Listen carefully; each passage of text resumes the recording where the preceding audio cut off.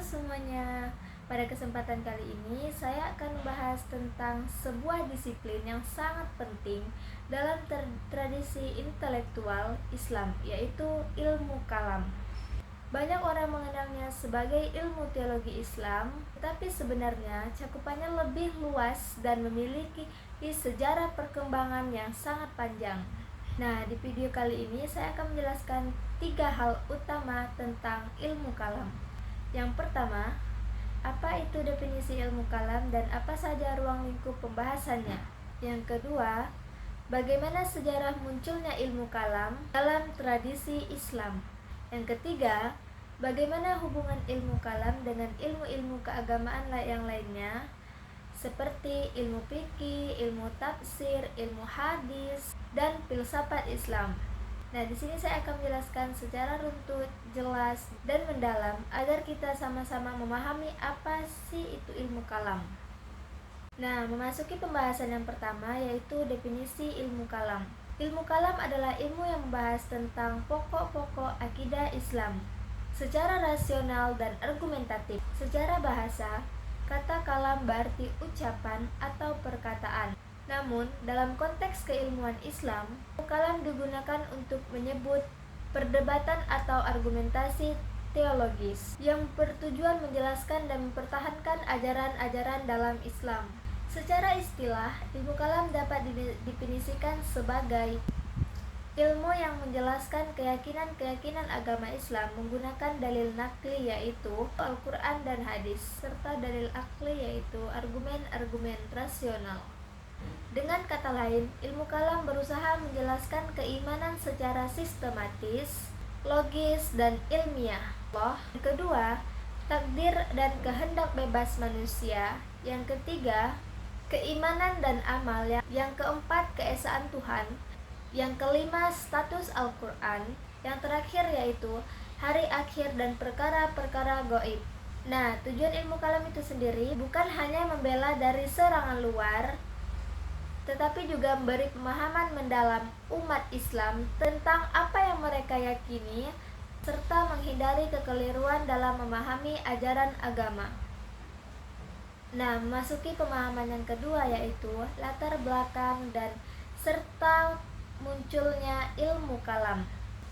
Ilmu kalam tidak muncul begitu saja. Ia lahir dari dinamika sosial, politik, dan intelektual pada masa awal Islam. Di sini saya akan menjelaskan secara bertahap bagaimana ilmu kalam berkembang.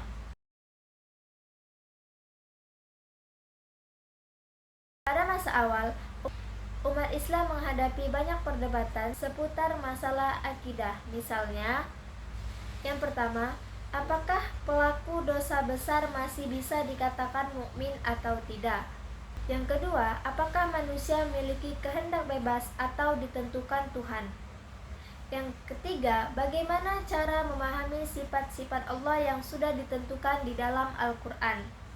Nah, perbedaan pendapat ini memunculkan berbagai kelompok awal, seperti Khawarij, Murji'ah, Qadariyah, dan Jabariyah. Perdebatan antara 4 kelompok tadi menuntut ulama untuk menyusun landasan teologis yang terstruktur. Dari sinilah kebutuhan akan ilmu kalam semakin terasa. Yang kedua, ketika Islam meluas, umat Islam bertemu dengan berbagai peradaban seperti Kristen, Yahudi, Persia, dan filsafat Yunani. Masing-masing membawa argumen teologis dan filosofis untuk menghadapi tantangan tersebut.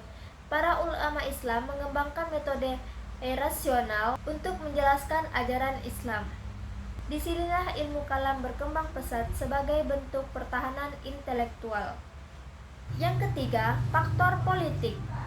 Pada masa dinasti Umayyah dan lebih kuat lagi pada masa dinasti Abbasiyah, persoalan teologis sering berkaitan erat dengan kekuasaan. Misalnya, perbedaan tentang Quran makhluk atau tidak, persoalan legitimasi kepemimpinan, dan isu-isu sosial politik lainnya.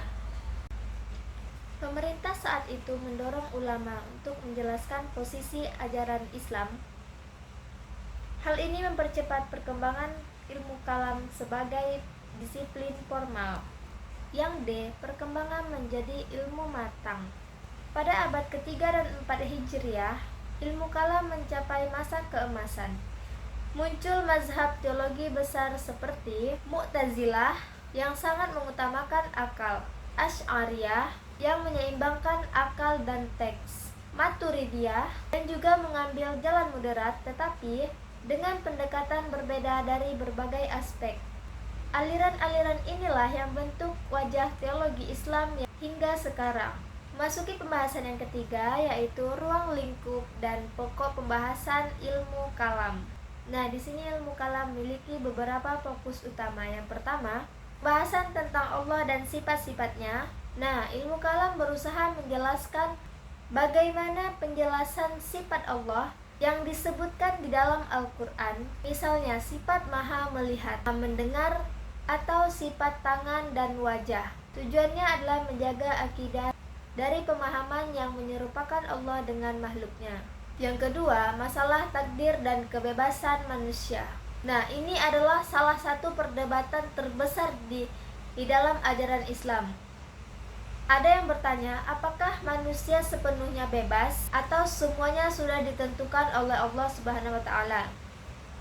Atau keduanya berjalan secara bersamaan. Nah, di sini ilmu kalam memberikan penjelasan yang sangat jelas dan adil agar tidak terjebak dari fatalisme atau dalam keyakinan bahwa manusia memiliki sifat kebebasan atau sifat berkuasa sepenuhnya tanpa campur tangan Tuhan. Yang ketiga, tentang Al-Quran. Dulu pernah muncul tentang perdebatan apakah Al-Quran itu makhluk atau qadim atau tidak diciptakan. Meskipun sekarang tidak lagi menjadi topik perdebatan besar, akan tetapi topik ini sangat penting dalam sejarah perkembangan ilmu kalam. Yang keempat, iman dan amal. Ilmu kalam berusaha menjelaskan antara hubungan iman dan amal. Apakah orang yang berbuat dosa besar masih bisa dikatakan orang yang beriman? Mana kedudukan iman dan amal? Yang kelima, masalah-masalah gaib seperti malaikat, hari akhir, neraka, surga, dan hal-hal yang tidak bisa ditangkap oleh akal tetapi dapat dipahami dengan bantuan teks dan penjelasan teologis. Nah, yang terakhir, hubungan ilmu kalam dan ilmu keagamaan lainnya. Sekarang kita sampai pada bagian penting, bagaimana ilmu kalam berhubungan dengan bidang lain dalam keilmuan Islam.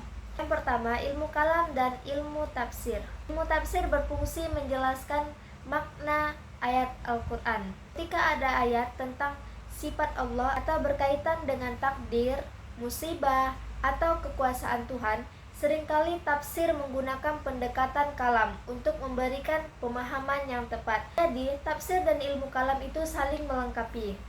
Yang kedua, ilmu kalam dan ilmu hadis. Hadis memuat banyak penjelasan tentang akidah. Namun, sebagian hadis perlu dijelaskan latar belakang dan maknanya agar kita tidak salah paham. Disinilah ilmu kalam memberikan kerangka rasional dan konseptual agar hadis-hadis akidah bisa dipahami sesuai prinsip akidah Islam. Yang ketiga, ilmu kalam dan ilmu fikih atau usul fikih. Fikih membahas tentang hukum-hukum praktis, sedangkan usul fikih yaitu teori di balik fikih sangat terpengaruhi oleh kajian kalam. Misalnya konsep niat, tanggung jawab manusia, kemampuan atau kodrah, dan kehendak. Semua konsep ini bersumber dari perdebatan ilmu kalam. Yang terakhir, ilmu kalam dan filsafat Islam.